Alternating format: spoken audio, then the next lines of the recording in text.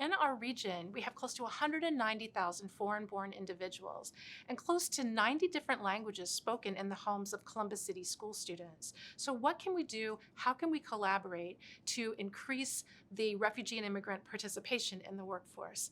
So today I'm with my friends Frank from Amerisourcebergen and Tariq from Jewish Family Services. So before we get started, Tariq, I'd like to turn to you. Can help us understand who the refugee and immigrant communities are in Columbus.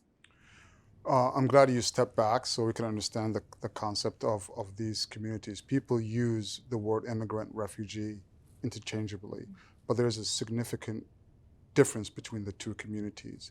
One, immigrant is somebody who comes to the United States for economic gain. So if somebody from Germany or India comes here to be a software engineer or what have you, that person is an immigrant.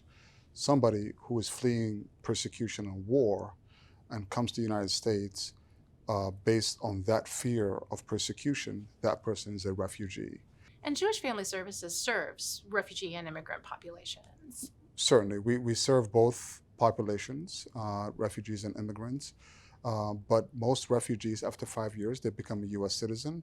So technically they are a US citizen, but they still need all the support as somebody that just arrived in the United States. So all the linguistic challenges, cultural challenges, you don't lose or you don't integrate quickly within 5 years. You need a lot more than integration and support, and that's what Jewish Family Services does. The Chamber was very fortunate to receive some grant funding from NiSource Columbia Gas of Ohio to help us partner with Jewish Family Services and with CRIS, another organization here that supports our refugee and immigrant population, to help inform our business community about the benefits of hiring from those populations. And that's where I met you, Frank, and you came into those conversations very early.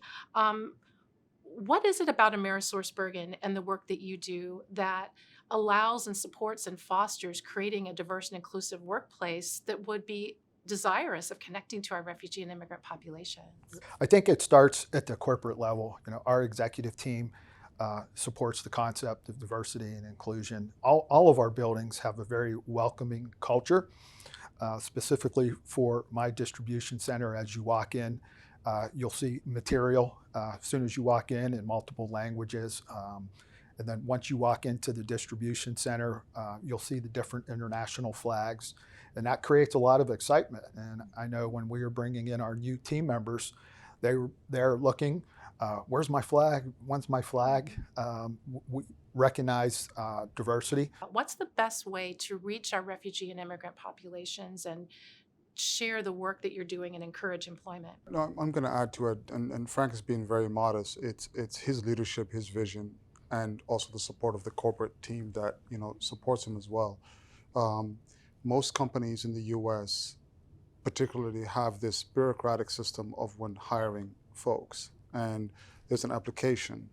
There is the wait period time. There is the drug testing. Go and get drug tested. Go this, do this. So for somebody in poverty, that's 5-10 days is a very, very long time. Yes, indeed. And Frank recognized that, and he reduced it based on all the things that you could literally pack into such a short amount of time.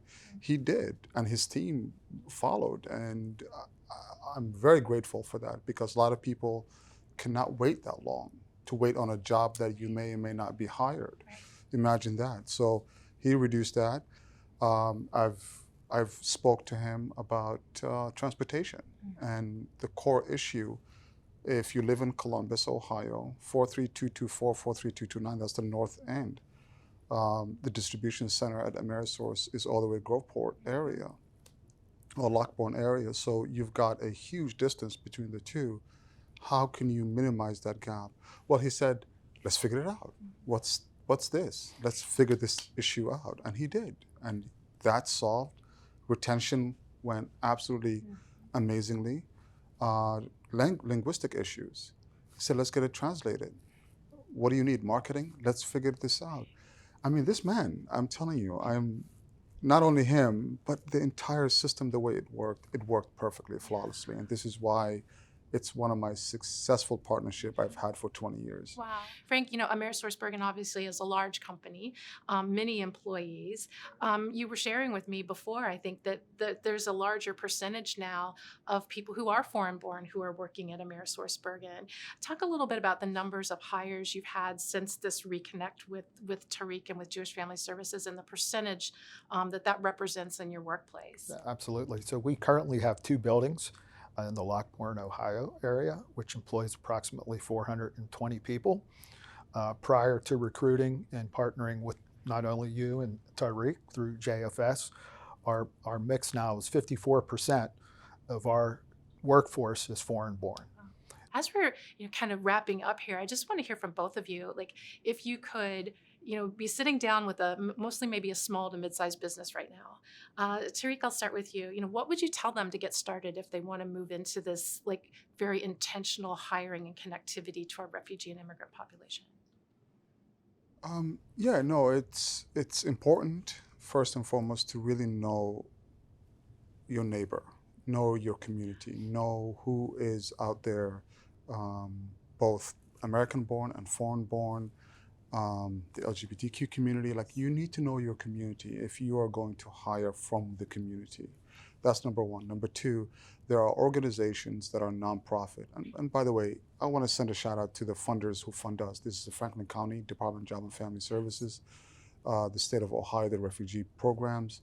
There are programs that taxpayers are paying for some of these things that Frank and I are partnering with. So get to know the local nonprofit, get to know the workforce board, get to know the chamber, find out what resources are out there for you as a mid-sized, large-sized company, but go further than that and volunteer in a community level. Have your staff and team members volunteer and go out, and also invite us, organizations like Jewish Family Services, to explain the journey of immigrants and refugees to this country. There's a huge untapped workforce that is out there that you could have access to. Yes, thank you for that. Frank, what would you say to a business person wanting to get started in this journey? Definitely understanding the process and how it works. But from my learnings, I would stagger the amount of individuals that we're bringing on to start at one time. That would just be fair to that team member so they can adapt to the culture. And that would also allow our leaders to adapt, because it's different. There's things that you can and can't do, with the different cultures that we employ. From my perspective, I just want to express my gratitude to both of you. It's been such a pleasure to work with you both, and I hope that we continue to do this. I can only see great things coming for our business community, for our refugee and immigrant community, and for the Columbus region at large as we continue to become a more diverse and inclusive workspace. Thank you. Thank you for having us. Thank you.